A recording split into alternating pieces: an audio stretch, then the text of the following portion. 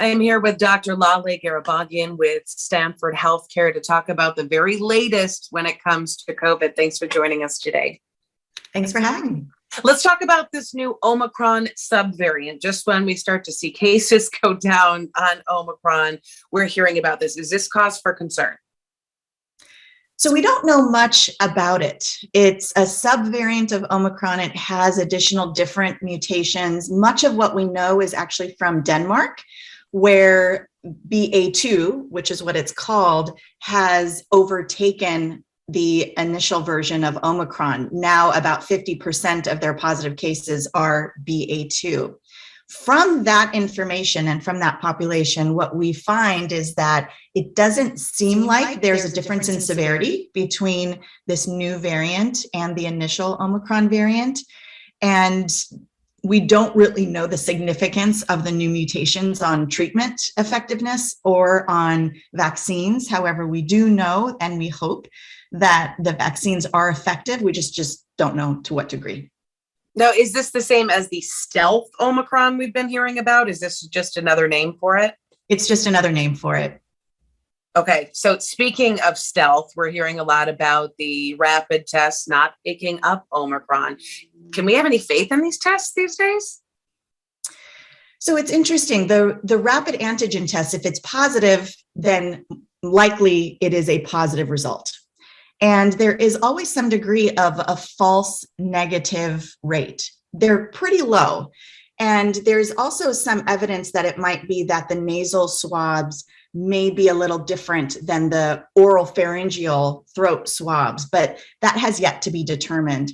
However, PCR tests are the most accurate, and some are even changing to have both nasopharyngeal and oropharyngeal swabs in order to make sure to capture all.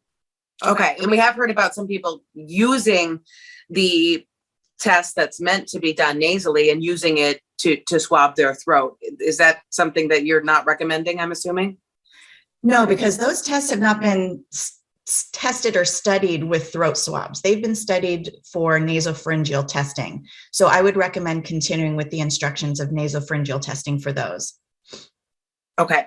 So we were talking earlier about the rapid rate of everybody seeming to get Omicron these days. With that in mind, is there anything we need to worry about? The symptoms are generally milder. You maybe have what feels like a cold, but is there anything we should worry about when it comes to long COVID or any other complications that maybe we're not thinking about? It's an interesting question because long COVID is being studied now. It's very interesting to all of us and especially our researchers. It is diagnosed when there are months of symptoms such as fatigue and headache, inability to pay attention or brain fog, sometimes loss of taste or smell for a prolonged period of time, which has been shown in 10 to 30% of people who have gotten COVID with prior variants. Even if they didn't need hospitalization, they report evidence of long COVID. Omicron hasn't been around enough for us to truly diagnose long COVID in them. It's only been 1 or 2 months. So it has yet to be determined. The hope is that because it's a little bit less severe, then the long COVID likely will be less too, but it's still unknown. Okay, we'll keep an eye on that. Meantime, talking about the variants earlier, one more to circle back on that. As it continues to mutate, do we have to worry about other variants coming up in the future? And is there any indication on whether or not they'll continue to be less severe or not? There definitely will be other variants. That's what the evolution of all viruses are. So that is to be expected. And if it does monopolize the population, then that means it likely is going to be more transmissible and more contagious than the prior variant. We hope that COVID will develop some sort of pattern that will be less severe, but there's absolutely no guarantee. There have been different viruses in the past that have changed, including the flu virus with H1N1 that became more severe with a particular variant. So there's no guarantee that future variants will be less severe. Okay. It doesn't make people feel very good.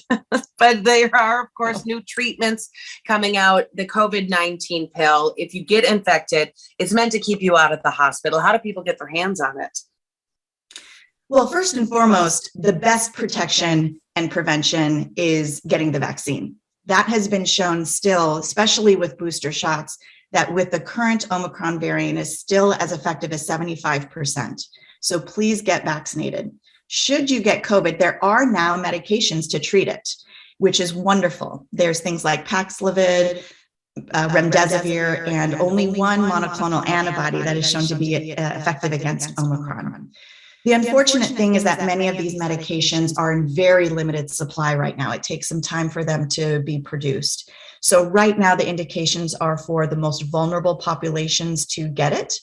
But because they're in limited supply, there are some pharmacies and healthcare systems that are running out. And so check with your doctor if you do test positive for COVID to see which one that you qualify for, which is best for you given your medical history, and ensure that as soon as you develop symptoms, you get tested so that you can start some of these medications, because things like Paxlovid requires a start date between 0 to 5 days of symptom onset.